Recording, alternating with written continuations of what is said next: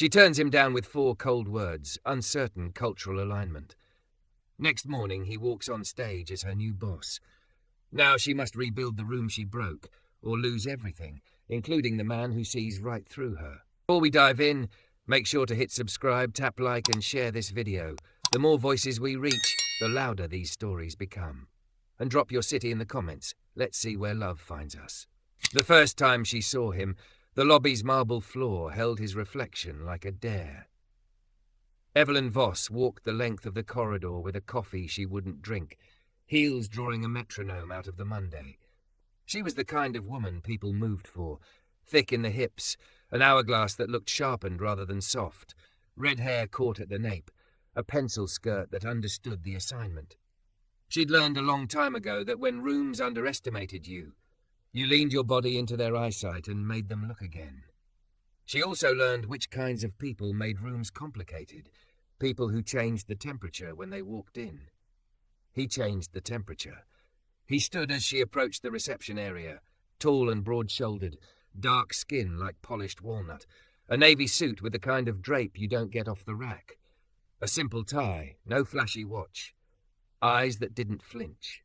Beside him sat 3 other candidates with the same nervous smiles she'd seen 100 times, but he looked calm in a way that read as unapologetic. His name tag said Andre Cole. "Mr. Cole," she said, because she had to start somewhere. "I'm Evelyn. HR will bring you back." He smiled, a slow, practiced curve. "Pleasure, Miss Voss." The pleasure struck her nerves like static. She disliked that. Inside the glass conference room, she laid out the interview rubric she insisted on. Fair, standardized, watertight. She believed in order. She believed in the invisible lines that kept a place like Ardent and Vale upright. Pedigree, polish, a kind of cultural gravity you felt, or you didn't. She believed in that because it kept her safe. The building had always been a ladder. She'd learned where not to put her feet. Andre took the seat that faced the window, city pouring over his shoulder in squares of light. He placed a slim leather portfolio on the table. No fidgeting, no throat-clearing. "Tell me," she said, "why Ardent and Vale?" "Because you take broken things and make them elegant," he said. "You're not afraid of messy markets. My last 2 roles were in messes. I like the honesty of them." He talked experience like he was laying out a blueprint. Data, teams, deals that bent in the wind and then held. He'd built a vendor risk model that saved his previous company millions after a downturn. He'd led cross-regional hires without the usual attrition. He had references that weren't just names, but people whose call she could feel coming through his words. And still her skin hummed with a small, itchy vigilance she didn't want to name. That watchfulness that lived under good manners and lovely diversity statements. That part of her that listened for cadence and clothing and unspoken cues and decided whether someone fit. She hated that voice, and she also fed it. The city had taught her to, and the firm had rewarded her for hearing it. "Impressive," she said, and it wasn't a lie. He nodded once. "I've studied your product pivots," he added, eyes flicking to the window and back. "You're late to credit analytics in the mid-market. If you don't build it, you'll buy it in a fire sale. Either way, the people who can bridge design and ops will be the ones who keep you from bleeding talent." It wasn't a line. It was a diagnosis, brisk and clean. Something warmed low in her belly. She capped it with a professional smile. They went through case questions. He was measured. Witty sometimes, never performative. When she pressed, he didn't push back. He widened the map. She hated most interviews because they were theatre. This felt like a consultation. When it was over, she walked him to the door because that was what she did for finalists. He thanked her. He shook her hand like they were peers. She watched him leave, shoulders cutting through the lobby's buzz, and she told herself the temperature would reset. Back at her desk, the other interviews piled up. She ran the rubric cleanly, as she always did. She ate half a protein bar. She ignored her coffee. She wrote her notes with the crisp words she could defend if anyone challenged her. Exceptional technical aptitude, potential leadership presence, slightly unconventional communication style, uncertain cultural alignment. Uncertain cultural alignment. She stared at the phrase. It was the firm's way of saying, he might not be like us. It was her way of saying, I might not know how to be with him. The admission stung. She worked inside a company that framed its own lobby portraits with words like merit and grit. She was both. She wanted to be more, but the old instructions lived in her spine like a second skeleton. She sent the notes. By mid-afternoon, the hiring committee met in the small war room with the bad speakerphone and the good windows. 5 people, 2 on video, a scatter of resumes like cards half played. The VP, a man who loved to pretend he wasn't calculating, asked, "Gut check?" Evelyn cleared her throat. "Andre Cole is a standout. If we bring him on, he'll push us. He'll push me." She shouldn't have said that last part. "He's got weight." "Weight," the VP smiled. "We could use more of that." "He's also independent," she said, "may not sync with the rhythm here." The room's air cooled, the almost inaudible sigh of people hearing a warning they've trained themselves to respect. Not a red flag, just grey. Someone from product said, "We've been burned by brilliant lone wolves." HR frowned. The others were safer. Safer. She let the word float, heavy with its own bias. She could say more. She could say, "We've never had someone like him in this role." She could say, "I want to be better than the person who closes the door because she's afraid of what it would ask of her to open it." She could say any of that, and she didn't. They voted. It wasn't a bloodless thing, but it was neat. At 4:17 p.m., her finger hovered over the email. "Thank you for your time. We were impressed by your background. We're pursuing another candidate whose experience more closely aligns." The language had been polished over years, soothed of its edges. She pressed send. She stared at her screen and felt the slow wake of something unwelcome. Guilt, heat, a bruise beneath the sternum. She stood, crossed to the window, and watched the city draw on its evening lights. When she looked down at her reflection, the glass gave her back a woman who was all angles and poise, who had learned to weaponize her curves and her competence in equal measure, who had worked her way into rooms that used to be locked, and who had just closed a door she could have opened. Her phone buzzed. A text from her friend Delia. "Wine after? I need a post-mortem on your gladiator day." She typed, "God, yes," and added a heart she didn't feel. She left at 6, the building coughing her into a dusk that smelled like rain. At the wine bar, she let Delia talk about a disaster presentation until the edges of her own thoughts softened. When she brought up Andre, she made it a joke. "He came in like a TED talk. My rubric survived, but barely." Delia sipped and squinted. "You liked him." "I liked the way he didn't pretend," she said, and quieter. "I keep catching myself wanting to fold people into something that looks like me. That's not who I want to be." "So be someone else," Delia said, as if it were that easy. "Also, this place changes people. Maybe it shouldn't change you like that." When she got home, she kicked off her heels and stood barefoot in her kitchen, the tile cold, the city a hum through the window. She poured water instead of wine. She thought of how Andre had said honesty. She thought of the way his eyes had a steadiness that made other people's certainty look flimsy. She told herself she'd done the right thing. Culture mattered. Teams mattered.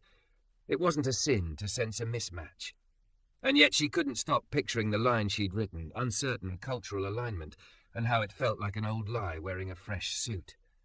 Her laptop pinged at 9:03 p.m, company-wide email. Subject, strategic announcement, Tuesday 9 a.m, all hands. She clicked. The message was thin on detail, leadership changes, an incoming division head, expanding vision. She rolled her eyes. Every quarter had an expanding vision. She brushed her teeth. She turned back her sheets. She set her alarm. When the alarm glow dimmed, the room held a gentle blue that made everything look kinder than it was. Morning came with rain that you could taste, with an air that had the clean bite of something being reset. She put on a cream blouse that tasted like summer against her skin, a black skirt that moved when she did, and a blazer that said, "I do not apologize for taking up space." She braided her hair back so it wouldn't fall forward when she nodded. She chose lipstick the colour of persuasion. At her desk, her team gossiped in low voices about acquisitions and departures. She smiled and said nothing. The all-hands began in the atrium, a glass-walled theatre where information arrived like theatre too. Applause cued, smiles rehearsed. The CEO spoke in a voice meant to calm and excite at the same time. "We're doubling down on our mid-market credit analytics. We needed a leader who's built in storm weather, who knows how to take messy markets and make them elegant." Evelyn's stomach dropped a small, precise inch. "We're thrilled to welcome our new division head," the CEO continued. "A builder, a strategist, and a person who understands that talent is a promise, not a risk." Evelyn felt the words before she heard the name. The lobby's reflection, the steady eyes, the portfolio closed with a soft hand, the diagnosis, brisk and clean, the email she sent like a door. "Please welcome Andre Cole." Applause rose, a sound with edges. Evelyn's hands didn't find each other. Her breath went bright. He walked out calm and unapologetic, the suit the same navy, the presence larger. He smiled at the room, and it felt for a second like he'd let the temperature of the building be itself. His gaze lifted, skimmed past faces, and landed on hers as if there were a string between them. Not cruel, not triumph. Something else. Something like recognition. Her heart beat hard enough to count. In the attenuated quiet that follows clapping, he said, "I'm here because this place has the bones to do the right thing, even when it's hard. We'll make mistakes. We'll fix them. We'll make something honest." Evelyn felt the bruise under her sternum wake again. She remembered the words she'd written, uncertain cultural alignment. She tasted the lie in them. The room thinned around her, and all she could see was the man she'd turned away and the door she'd closed. And the new door opening in front of both of them, wide enough to change the temperature of the whole building. Don't forget to subscribe for more intense cinematic love stories. Your click helps us make the next chapter. The applause dissolved into the clatter of shoes and chatter, and his name kept glinting in it like a coin tossed into a fountain. Andre Cole, as if saying it would make the change more real. Evelyn couldn't make herself clap again. She couldn't make herself leave either. She stood with everyone else a little straighter than usual, the cream blouse suddenly too warm, the blazer too close, watching him move through clusters of handshakes like a tide slipping around rocks. "Team leads in the war room at 10, he said into a lapel mic, voice low and contained, the sound of a door unlocking without theatrics. "Bring candor. Bring receipts." At 9:58 she found a seat where the light from the east windows cut a neat rectangle over the table. Her pen rested on a legal pad like that might make her hands behave. People arrived with the brand of nervous energy that looks like efficiency. The VP, the product manager who called brilliant people lone wolves, Delia from strategy with a look that said, "Buckle up." Andre entered with a notebook in hand, no laptop, no assistant trailing. He didn't sit at the head. He took the middle and let the geometry of the room change around him.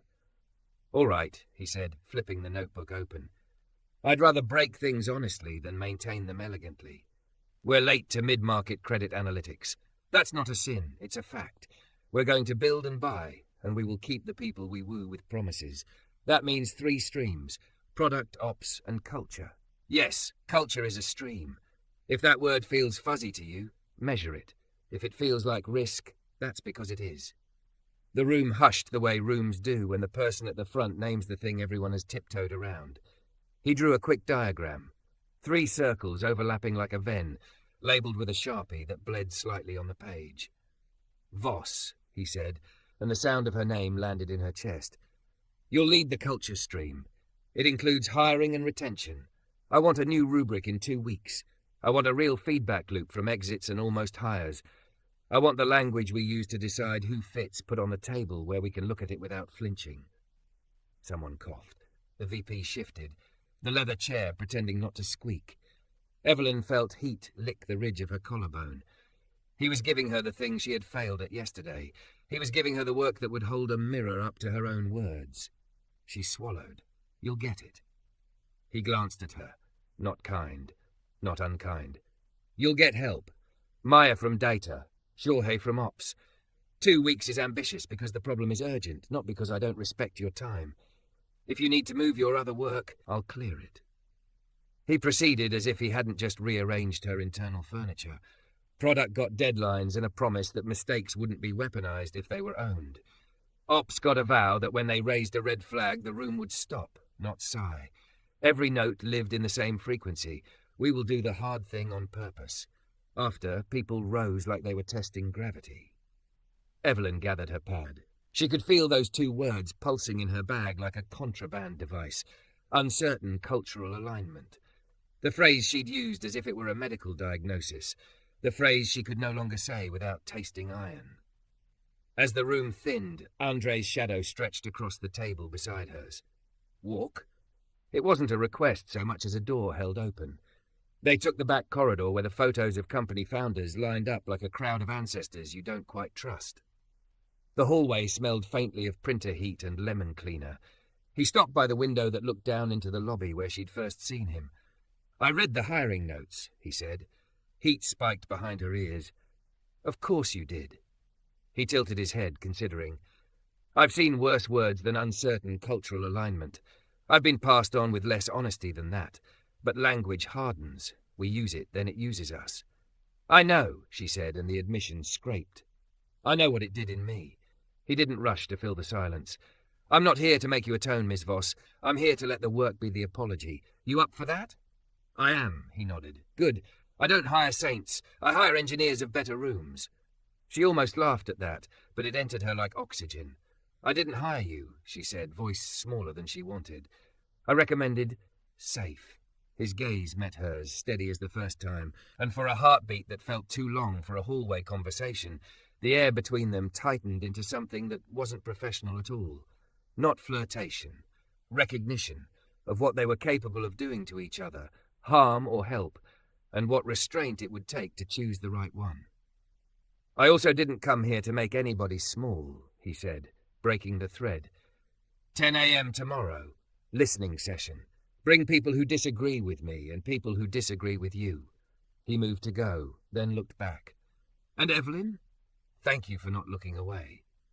The word, her first name in his mouth, felt like a warm hand wrapped around the raw part of her. He ran the day like he'd promised. Mistakes named without a hunt for culprits, credit given before it was taken.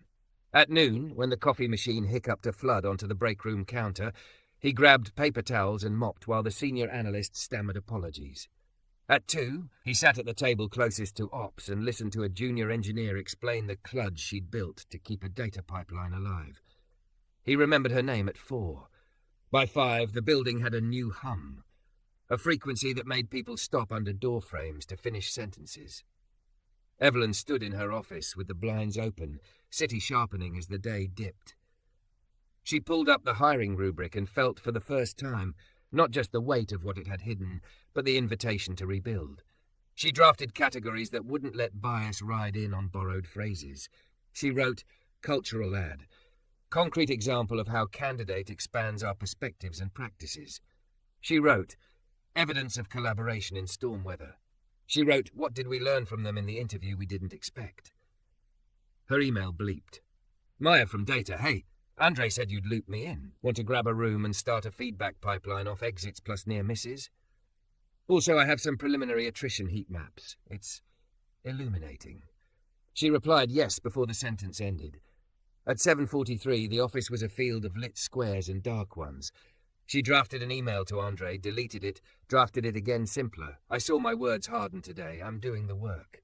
I'd like to earn back what I closed. She hovered, hearing Delia's voice. So be someone else. And hit send. His reply came 4 minutes later. Not a calendar link, not corporate, just noted. Let's build the room we both wanted to walk into at 25. Tomorrow, 10. Bring the heat maps. She exhaled like she'd been underwater without admitting it. In the elevator down, she caught her reflection and for the first time in a long time didn't armor up against it. The heels, the fitted skirt, the curve that men looked at before they looked at her eyes. She had learned to turn those things into a kind of weapon, sometimes against other people, often against herself. She didn't want to unmake her body to be forgiven. She wanted to unlearn the part of her that used it as a reason not to grow. Outside, the rain was a fine mist that made the streetlights look haloed. She didn't have an umbrella. The night felt like a bath she deserved. She crossed the street and nearly collided with him coming out of the deli, a brown paper bag anchored in one hand. Dinner? She asked, because her mouth needed something to do besides wonder what he'd look like, wet, wonder if he'd ever laugh in a way that showed all his teeth, wonder if she would be allowed to earn any of that about him. For 2, he said. Maya's still upstairs running numbers. You should join. If you're not escaping. Escape. She was good at sprinting from the mirror. She shook her head. I'm staying. He tipped his chin toward the door, and for a split second, before the deli's warm light swallowed them, he lifted the bag slightly over her shoulder like a makeshift shelter, keeping the mist off her hair without touching her. It was such a small mercy her chest ached. Back under the fluorescents, they ate standing at a high table, chopsticks tapping, laptops open.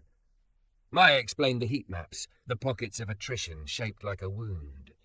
We lose people at 6 months, she said, when fit gets invoked in performance reviews without specifics.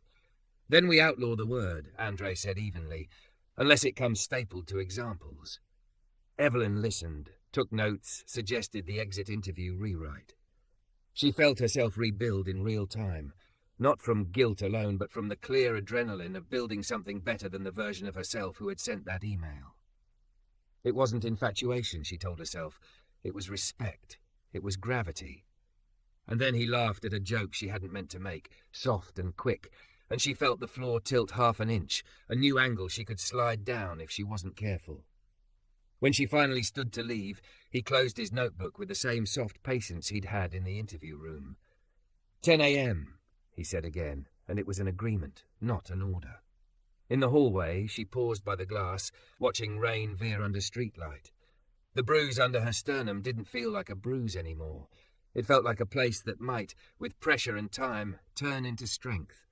Somewhere inside that ache, something else sparked, thin as a wire, steady as a current. She could call it gratitude. She could call it the beginning of an apology becoming a life. She took the stairs, letting the echo of her footsteps answer the building's new hum, and held herself to the promise she'd just made, to do the work as if someone she loved would have to live inside it. The listening session started at 10 on the dot, the kind of on time that says we are not going to lie to ourselves today. Andre stood with a marker in one hand and a small glass of water in the other. No podium, no slides. He'd arranged the war room in a circle that made rank look smaller than it felt. Evelyn took a chair at his left, a legal pad on her lap, the new rubric draft tucked behind it like a pulse. Ground rule, he said, voice even. Say what happened to you, not what you think someone meant. Evidence over inference. We don't pile on. We pull forward. They went around. The junior engineer who'd kept a data pipeline alive talked about the word polish appearing in her review like a stain no one would name. A product designer spoke about being told his tone was a little intense when he disagreed with the director, though the director's calendar was a museum of slammed doors. A recruiter read a snippet from an exit interview. I think I lost the job when someone decided I wouldn't fit and couldn't say why. Every story drew a thin line on the whiteboard until the board looked like a map of hairline fractures. Evelyn knew when it was her turn. She didn't stand right away. She let the quiet find its weight and settle before she raised her eyes. I wrote uncertain cultural alignment in a hiring note this week, she said, throat tight but open. It was a phrase that made my fear sound like process. I can defend the rubric. I can't defend the part of me that hid inside that sentence. She felt the room tilt toward her, not hungry but attentive, which was somehow worse. I'm rewriting the rubric so no one here can hide bias behind a velvet rope of language again. She put the draft up on the screen. No jargon. 4 anchors with verbs. Add. Concrete example of how the candidate expands our perspectives or practices. Bridge. Specific evidence of collaboration in storm weather. Teach. What did we learn in the interview we didn't expect? Build. Proof the candidate has turned messy work elegant. What exactly did they make better? And the word fit is retired, she finished. You can say fit only if you staple it to examples that meet these anchors. If you can't use the word. Maya from data followed, heat maps glowing like a diagnosis. Attrition spikes at 6 months, she said. It's the moment vague language hardens into decisions. Andre capped the marker and looked around. We won't be perfect next week. We will be accountable. The timeline is 2 weeks for pilot, 1 month for full adoption. If you think this is too fast, show me specific risks we're missing. If you think it's too slow, show me where we can accelerate without breaking people. When the session ended, people didn't bolt. They lingered in small constellations, quiet and animated, the way you look after a storm passes and realize you've still got a house. Evelyn collected her pad and exhaled for the first time in an hour. Her blouse clung to the small of her back. She didn't apologize for the curve of her waist. She didn't armor herself with it either. She felt for once like she'd left the weapon on the table. The VP waylaid her in the hallway, smile like a soft hand on a bruise. "Courageous of you," he said, which sounded like performative coming from him. "But we can't get so righteous we hire chaos." "Chaos is what happens when we don't say what we're doing," she replied, surprising herself with the clean line of it. His eyes narrowed just enough to register. "Careful, Voss. There's a reason we temper. And there's a reason we bleed," Andre said, appearing at her shoulder as if conjured by the threat. He didn't raise his voice. He didn't have to. "Bring me your tempered metrics by noon. If chaos means not like us, retire the word." The VP's smile hardened and then melted into compliance. He left, and with him went the last draft of Evelyn's need to be forgiven before she did the work. They ground through the next days like a band learning how to play in a new key. The pilot interviews ran on the fresh anchors. The write-ups looked like evidence instead of perfume. Maya's dashboard updated hourly. Green dots appeared where red ones had lived long enough to feel inevitable. A candidate named Nikhil, resume messy, talent clean, made it to offer with a write-up that read like a case study in the point of all this. A black woman from a regional bank, Janine, sailed through a technical that used to drown people. The debrief didn't mention her hair or her presence once. Evelyn deleted an old template from the folder called HR Gold and didn't look away when her hand shook. At night, the building held longer light. She and Andre shepherded debriefs, carved rot out of sentences, made room around the table for voices that had learned to tuck themselves in. He was the kind of leader who refilled the water pitcher without asking anyone to notice. She started sleeping deeper. On Thursday, a board member asked for a progress brief. Friday morning, they stood side by side in the glass fishbowl of Conference A, the skyline a neat story behind them. Evelyn presented. No theatre, no apology, just numbers, anchors, and 3 early wins bound to names. She read the old phrase aloud, uncertain cultural alignment, and let it sit like a fossil. "We don't use this anymore," she said. "It fails to measure anything but fear." Silence. Then the board chair leaned forward. "Who wrote that line?" "I did," she said, and felt her body flush but didn't lower her chin. "And I'm the one retiring it. Andre didn't rescue her. He didn't need to. He followed with the plan for mid-market analytics, with the way people and product would fail forward together. He used we like a tool, not a performance. When the board voted to adopt the rubric across divisions and fund the product build in tandem, the room shifted half a degree toward a future that felt breathable. After, in the hallway with the framed founders again, Evelyn stopped. "I need to tell you something without asking you to do anything about it." He waited. "I like you," she said simply, not as gratitude, not as myth, as a man who walked in and made the room I wanted to live in, and you're my boss. The last 3 words tasted like a boundary and a dare. The smallest smile touched his mouth and vanished. "Thank you for not pretending. That makes this easier." He looked toward the atrium, then back. "Here's my line. I don't date direct reports. Not because HR posters say so, but because I want to be the person my decisions deserve. If there's ever a we, it starts after you don't report to me, and not a heartbeat before. Transparent, above board, boring paperwork. No secret corridors. Relief and ache laced together like rope." She nodded. "Then move me, not away from the work, into the place where it will last." By noon, his email to the COO had become a set of chess moves. Create Director of Talent Systems under People and Practice. Voss to lead. Dotted line partnership to analytics. Justification attached. It wasn't a romantic gesture. It was governance. It was somehow everything she wanted. The reorg cleared in 3 days that felt like a month. Her badge changed. Her desk didn't. On a Tuesday evening after the move was posted, she found him on the terrace above the atrium, the city rinsed clean by a quick rain. The air held that after-storm bright where you can see the edges of things. "I kept your rejection email," he said before she could speak. "Not to hold it over you, to remember what we're building against." "I've memorized it," she said, and the honesty didn't scorch.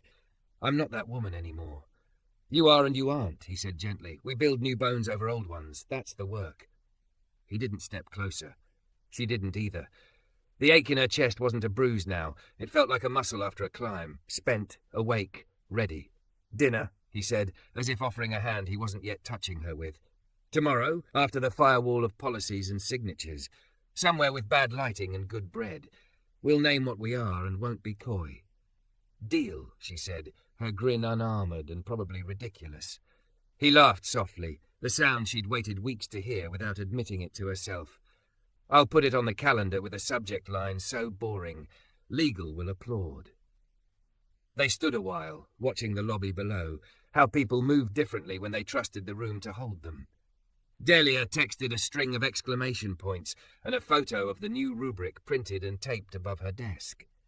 Maya sent a graph with attrition bending in the right direction. The caption, "Look what language can do when it tells the truth." Evelyn looked at her reflection in the glass, a thick, curvy woman with a body that had been both shield and sword, a brain that refused to stay small, a heart that had learned the difference between hunger and respect. She had fallen in love with the man who'd said bring receipts, and maybe also with the version of herself he'd invited out of hiding.